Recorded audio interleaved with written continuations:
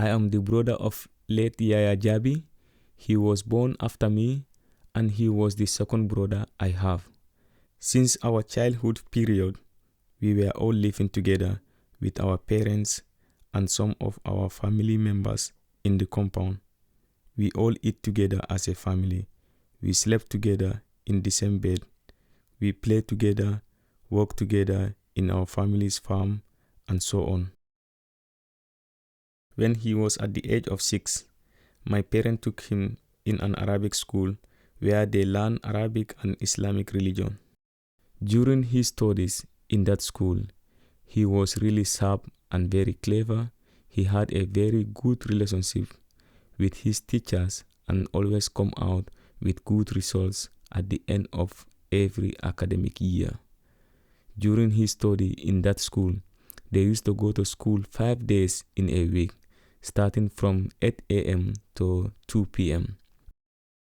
After school in the afternoon, he will take the lunch from home and take it to the family's farm, where the family members are working, and some of our farms are a little bit far from our home. They will put the food in a bowl and put it on his head. Then he will walk fast in a very hot sun and take it to the place where the family members are working. During this time, my dad normally stay in France, but sometimes in our home, and my mother is permanently with us in our hometown. He has a very good relationship with everyone in the family and a hardworking, sharing joy, happiness, and kindness to everyone.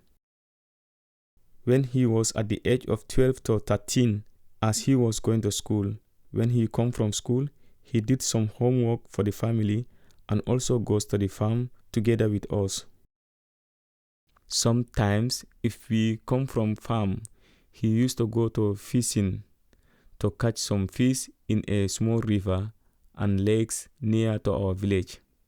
When he go out for fishing, he normally have some fish which are enough for us to get some food to eat and later distribute the rest to our neighbors.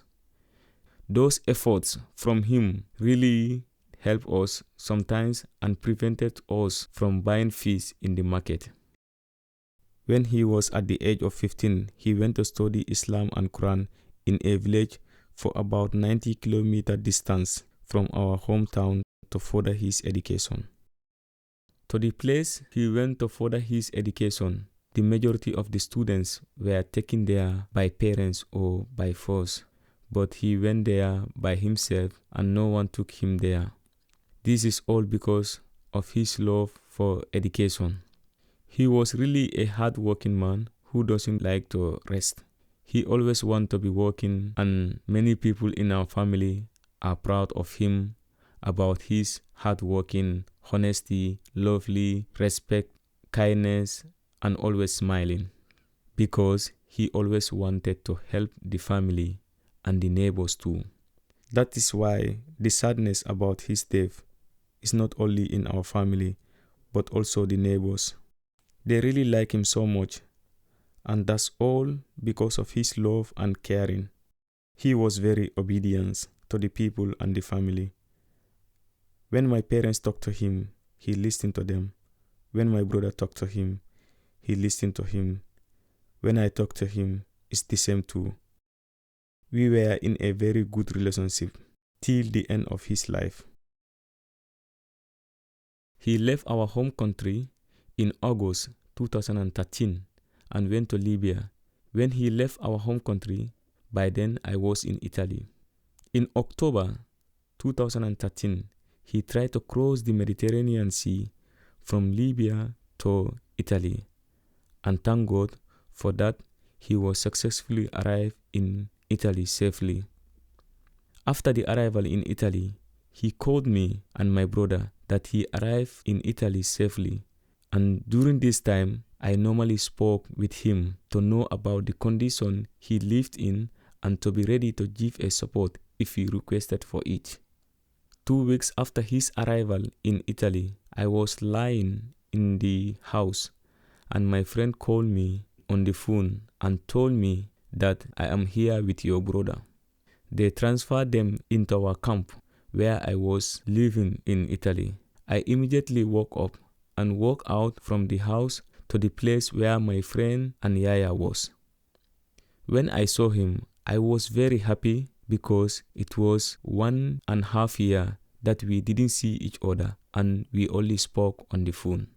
During the time we were living in Italy, we lived like how we were living in our home country with love, caring from each other. We never wanted to see each other in a difficult situation.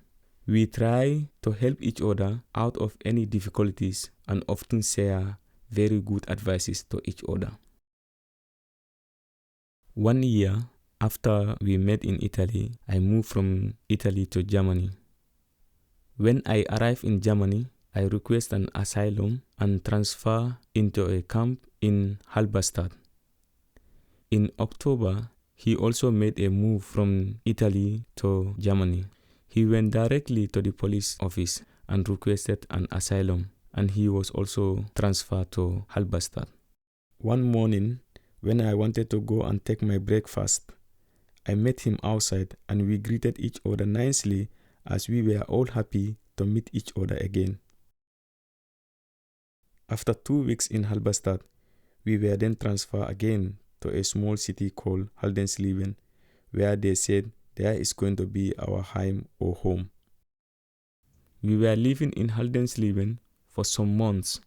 Then I decided to come to Hamburg. While he was living in Haldensleben looking for a job, he went to job center in Haldensleben, Sachsen-Anhalt, and said that he wanted to work, but they told him that he didn't have the right to work yet. One day, he then called me that he wanted to come to Hamburg as it is a big city with some more job opportunities for youth than in a small city, Haldensleben. Because of these hopes, he decided to come to Hamburg. He first came to Hamburg in late November 2014. During this time, he wasn't homeless. He was not someone who lacked financial support for himself or a family member. If he is weak to help himself, the family members will be there for him. He knows that, and that was clear to him. And one thing I want to make it clear for everyone, that he was very happy to be in Germany here, and especially in Hamburg. He did not regret to come here because most of the opportunities he had here, he couldn't manage to have in his home country. Since he was living here, we always kept in touch. But one day, I tried to call him and I couldn't reach him on the phone. Then I started doubting about him, but later learned that he was in police custody. He was arrested on the 14th of January 2016. After 2 weeks, when he was arrested, he called me in the morning and I answered the phone. He greeted me nicely without any confusion, and he told me that he is now in the prison. He said to me, "But don't worry, soon I will be released." As they told me, my court will be in the next 2 weeks, and after that, I will be released, inshallah. In the same conversation, he asked me, "How is all the family? Are they all fine?" And I told him that they are all okay. He asked me again, "Did you tell my mom that I am in the prison?"